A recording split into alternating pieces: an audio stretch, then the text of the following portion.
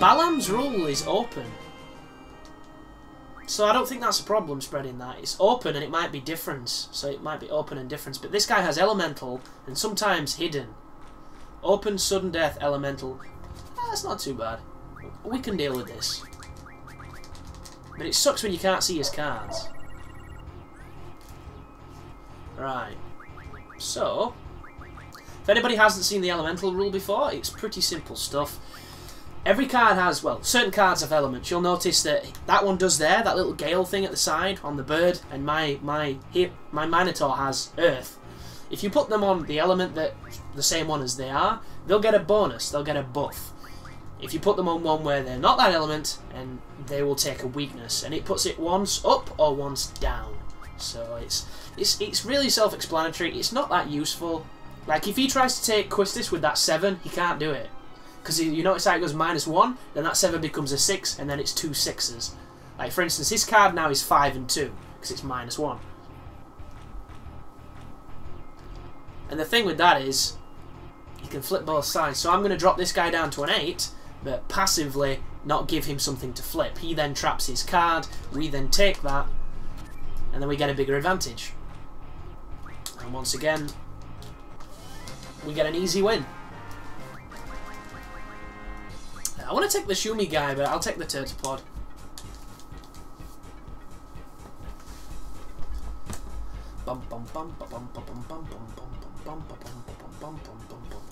Like the hardest thing about getting cards... Ooh, there we go. Open rule spread in the region. That's useful. Now we can see the damn cards. But the hardest part about building a deck is getting them to play the cards you want. Like, you can play them for hours and they'll not use it. And then other times you'll play them once and it's there. Like, this is a good example of when they don't use it.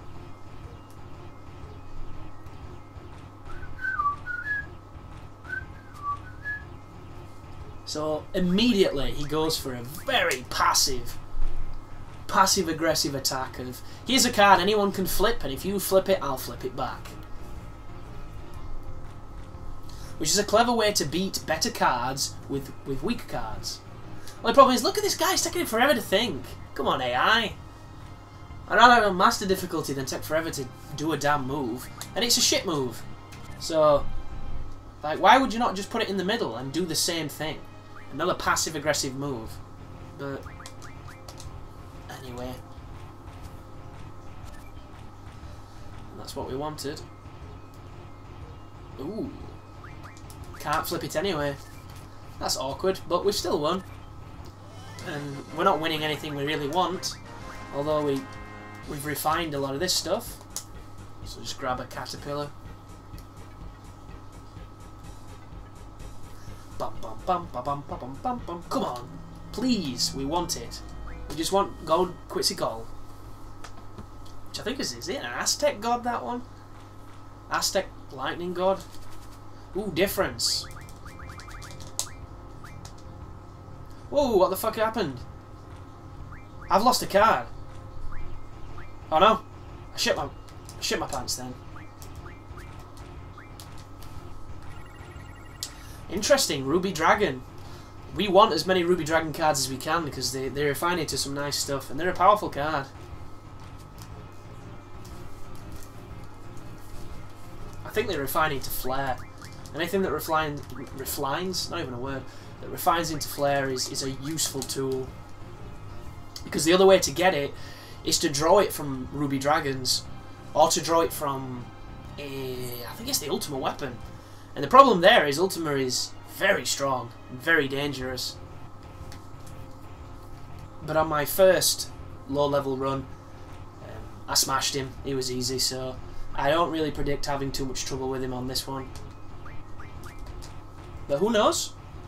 You can jinx yourself, you can have those random performances where everything goes wrong. So it could be fun. He's going to use the Jero to flip it. Oh, he didn't! Very interesting. Because he can't flip it now. He must have just understood that I would have had difficulties. So, yeah. X potion, I think black ammo or dark ammo. We'll go in X potion. Come on, Quetzacoatl.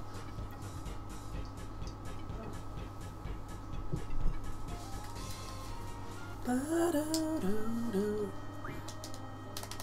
think you can play cards with his wife as well, but you don't want to confuse her with him.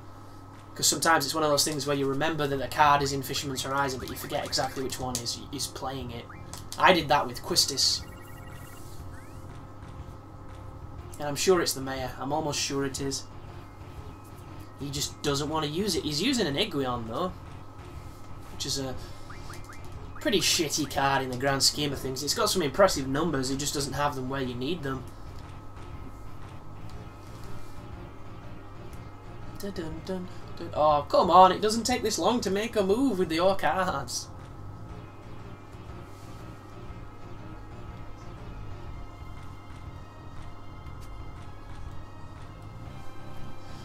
And you see, he makes the worst possible move he could have done. He gives me the Wendigo. With no fear of, like, no hope, sorry, of ever flipping it back. Like, that just then gives me the Grendel. Such an interesting way to play. That protects the Iguion, which is an interesting move. But, yeah. All that procrastinating to get smashed the same, it's interesting. Bum, bum, ba, bum, bum, ba, bum, bum.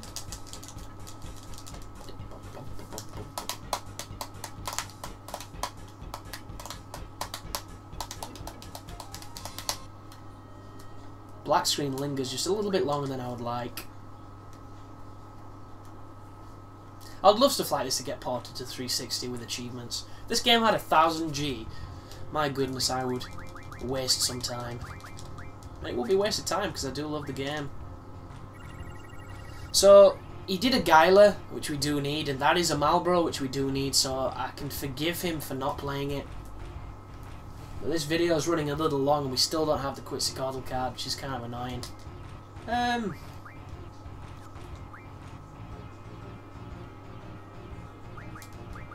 I'm quite comfortable with that placement.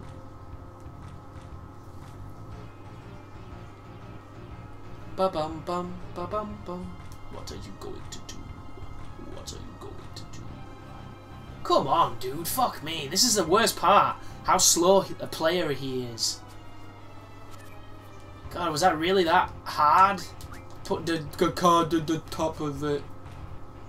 Oh, interesting. Defensive Malboro. Better luck next year, buddy. Now play the fucking card. I've already showed you up twice.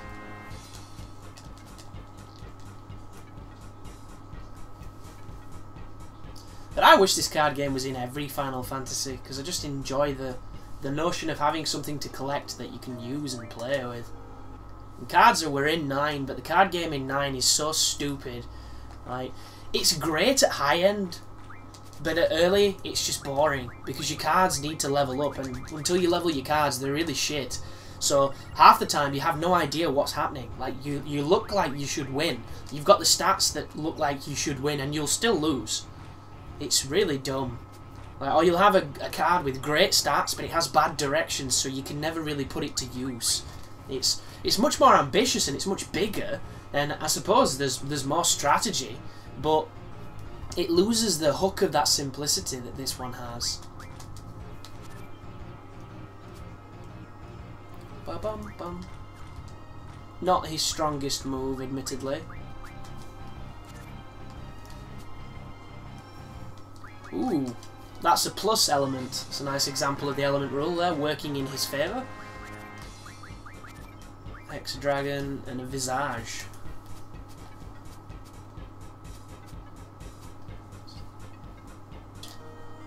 Okay then.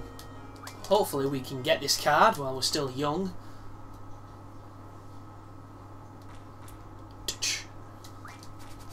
But it's just how it works. He's also got the sudden death rule, which I didn't explain. Sudden death is interesting in as much as if you draw, you have another round.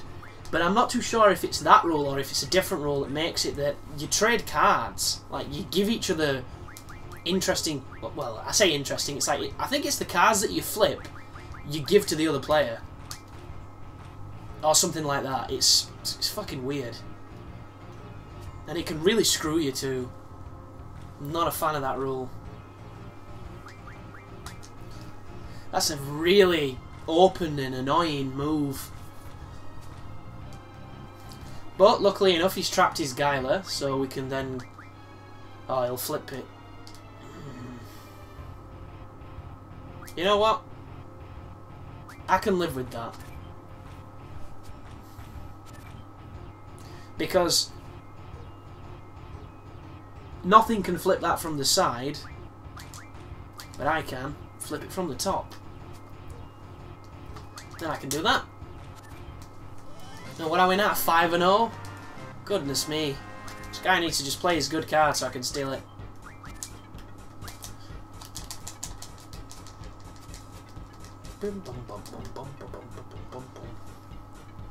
I know it's the mayor, I know it's not his wife. You come back later and his wife has a card when you've lost a certain card. I'm almost certain. I did have some good looking cards earlier on, so maybe this is the balancing of that karma.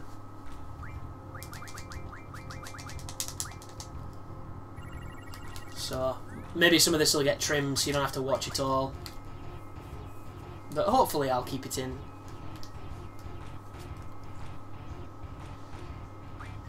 It's just she's not even that. Oh, he's not even that good of a player. Like, I won't mind if they were a really good player, so you could have some super close and interesting matches. But I'm smashing them for obvious reasons. Better cards win. It's just fact. Like, the only time lesser cards win is when they're being played really, really well, and that is a rarity on this game. Unless you're playing against somebody who's got some seriously crazy rules. Alvarez, Imp.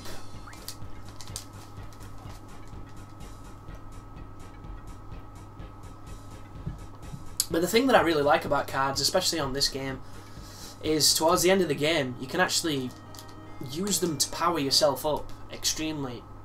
Like, it's kind of quick, actually. The alternative is to do like exploiting the stock market or the economy of this game by buying shares and then selling them at a profit, but it takes so long to do that it's boring as sin because you've got to max your money out essentially several times, and you can get really strong that way, but that way is soul destroying. I did it when I was younger.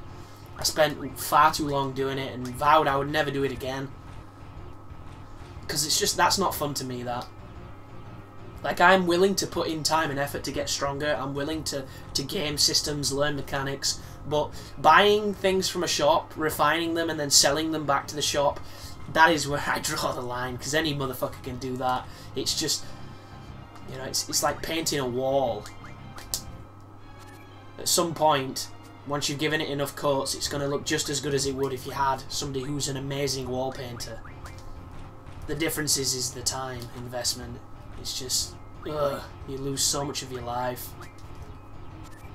Okay, now 9-1. It's going to flip back, but still, 8-2's all of the cards. There's a part of me that doesn't blame him for not using it. And it always makes me think back to my days in secondary school when I was a bit of a Yu-Gi-Oh enthusiast. And the television show was just at Battle City at that point, or in and around Battle City, and they'd introduced that rule in Battle City of the winner took the loser's card, or the loser's best card. So I used to set up tournaments where that was, you know, a faculty. That was something that happened. And the notion was, because we were all friends, even if you did lose your favourite card to a friend, you could always win it back. Like, and I always used to say to them, to the people, that, you know, I have no qualms whatsoever giving people rematches to give them a chance to win their card back. And the ultimate thing in it was, I actually had an Egyptian god card. I had Slifer the Sky Dragon. So I had the ultimate prize in essence, a card that never really sat in my deck because I didn't really lose that often. I was pretty good at the game, and I had a reputation for winning. nigh unbeatable at times. And it's not because, you know, I was any better than any other people. It's just A, I was quite lucky, and B, my deck was built in such a way that it was really unusual. And a lot of my friends just kind of went for the highest numbers. Like, a lot of them had, you know, all their 4-star monsters. They never had anything below 4 stars, and they all had 1900 attack. They were all pretty much the max attack you can have for that level of monster. And I didn't. I had all sorts of weird shit. I had stuff that, you know, it got to the point where people were afraid to attack me because they didn't know what would flip. I had magic cards and trap cards and all sorts of weird shit that just complemented other aspects of the deck. And like, because my deck was so powerful and I had this reputation for beating people and for winning, it got to the point where I would literally not put Slifer in my deck to incentivize people to play me, because they wouldn't, because they were intimidated by it, and a god card is an intimidating thing. And one of my buddies has got super lucky on a pack of cards. He bought one pack and he got the Buster Blader. And he got it before the show had even shown it, and it was this badass looking dude with a big sword that was the ultimate kryptonite to my deck. Because at the time, I had a Blue Eyes White Dragon deck. So, my most powerful cards were, you know, not necessarily the best level 8 monsters. They were the most iconic, but they weren't the best. And they're the ones I used because I really liked Seto Kaiba in the series, and I wanted a deck similar to his, so I'd have this crazy deck, and my power cards would be these dragons. And his card was the Dragon Destroyer, and I wanted to play him.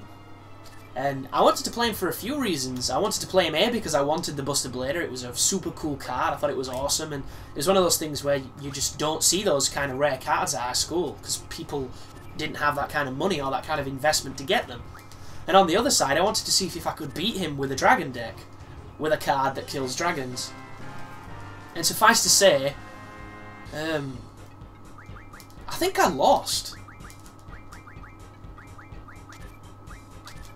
I can't remember the situation of it or the circumstance, but it was a really, really, like, bad loss. It was one of those where you've got no monsters on the field, and when you draw a card, it's something you can't use, and that happened like 4 times in a row. So it was one of those things where I went from being in control, and maybe like a black hole went down, and then he just attacked the life points and just killed me. And it was just one of those moments where there was nothing I could do, and it was like, you know, I lost fair and square, and I gave him the option of picking anything in the deck, and he could have took a god card, because I think I had my god card in, and he didn't.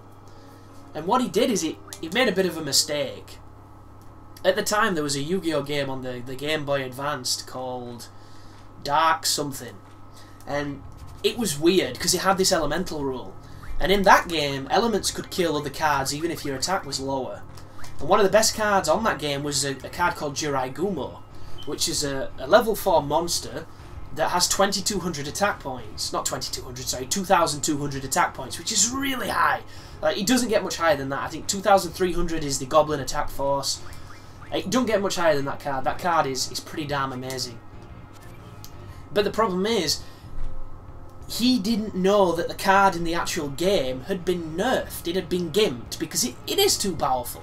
And instead of it being this 2200, you know, no offerings to summon attack card, you had to flip a coin. And if you flipped a coin and you lost, it halved its attack. So it was a really intimidating looking card that's really good for defense, because you didn't have to flip the card when you just had it in face-up attack. So its attack was 22, it was 2200, which is super powerful. But when you were attacking, you run the risk of getting fucked, essentially. So he picked that. And it was one of those moments where he could have took the god card, and I don't think I would have minded, even though I paid a lot of money for it, because he beat me fair and square. You know, I can't really chalk at that. We're going to draw here as well. That's frustrating. And he picked Jirai Gumo. So I was like, well, whenever you want a rematch, dude, I'm up for it, because, you know, I want to avenge my loss kind of thing, because it was something I wasn't really used to. And when I beat him the second time, which was always going to happen, because, you know, I was hungry then for it, he thought I was going to take Jirai Gumo back, but I picked Buster Blader. And I felt bad about it for the longest of times, because, you know, it was his favourite card. But I gave him, you know, maybe 20 rematches to get it back. But unfortunately I beat him every time. And it's just that, you know, that weird notion of what can happen with card games.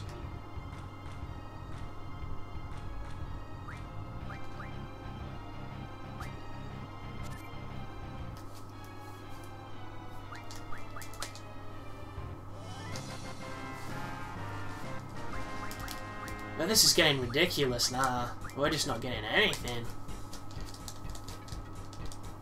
But I used to be a massive Yu-Gi-Oh guy. I used to love it. It's just... After the original series, it went to the Yu-Gi-Oh! GX and it introduced a lot of new cards. And some of them were cool, some of them were kind of strange. And then after that, it went to that, is it 3D thing? 5DS or something? And then they just ruined it for me. They made cards where you didn't even have to play them. And you could sacrifice them and get ridiculously powerful stuff on the first turn. You could win in 2 turns. And it just diminished a lot of the fun of the strategy for me, because instead of having, you know, these cards that complement each other and building these decks that could essentially snowball into something quite fierce, you just had everybody making sure that the stars added up to 8 so they could just chuck 3 cards away and summon a super good monster card. Like, it just wasn't the same.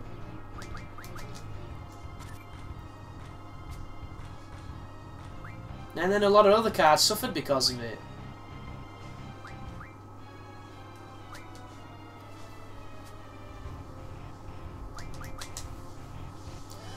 And that's one of the reasons as well, where if you're a newer player and you're looking back at the first generation cards from the first series of Yu-Gi-Oh!, they don't make any sense. Like, Dark Magician is 2 sacrifices for 2,500 attack.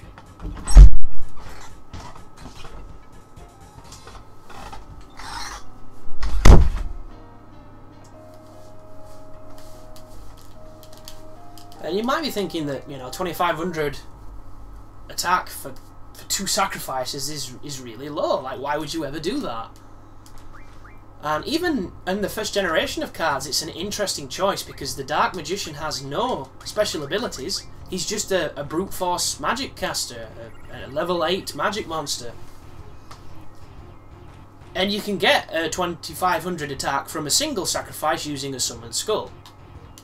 So, like, if you're a min-maxer and you're not playing for any kind of, you know, flair, or wanting to have it just like Yugi's deck, or be a Dark Magician kind of deck, then there's no real point to ever summoning that. And there are stuff that came out much later on that has insanely high for 2 sacrifices. Like, much, much higher attack.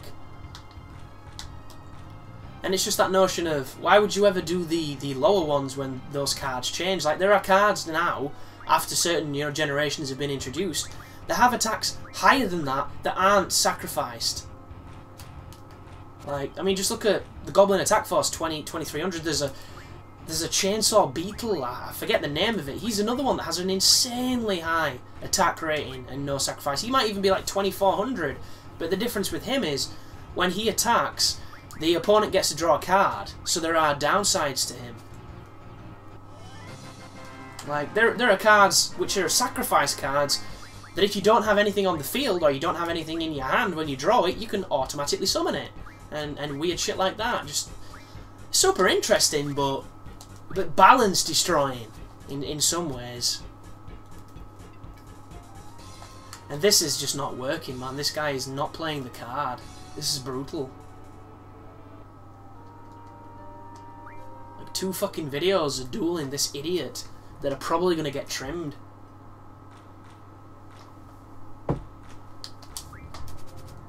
What is he fucking doing? Just play the... Oh, no. Fuck you, Shumi Village. Another Marlboro, at least. I might try his wife. Maybe I'm dueling wrong person. I'm sure I'm not dueling wrong person.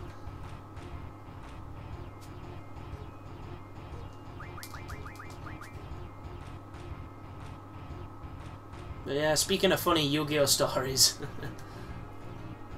I can't remember where I got the card from, but... Ooh, excuse me. A buddy of mine who was into it as well, he bought Obelisk the Tormentor, one of the Egyptian god cards, He got it off eBay for, I think, about 50 quid, something like that. It was a lot of money at the time, because it had just come out. And I don't know what I'd purchased. I don't know if I'd purchased like the series box set that came with a card, or a deck that came with a special card, but I purchased something that gave me the exchange card. And I don't know if you're familiar with the exchange card, but it's a card that allows you to play it, and you get to select a card in your opponent's hand, and they select a card in your hand, and then you swap. And one of the things that made the Egyptian God cards illegal from play, if you ever went to the tournaments or into any of the, you know, serious Yu-Gi-Oh places, was the fact that you could tell where the card was. For instance, the obelisk one was the most subtle. It was identical to the other cards, it just didn't have a trim.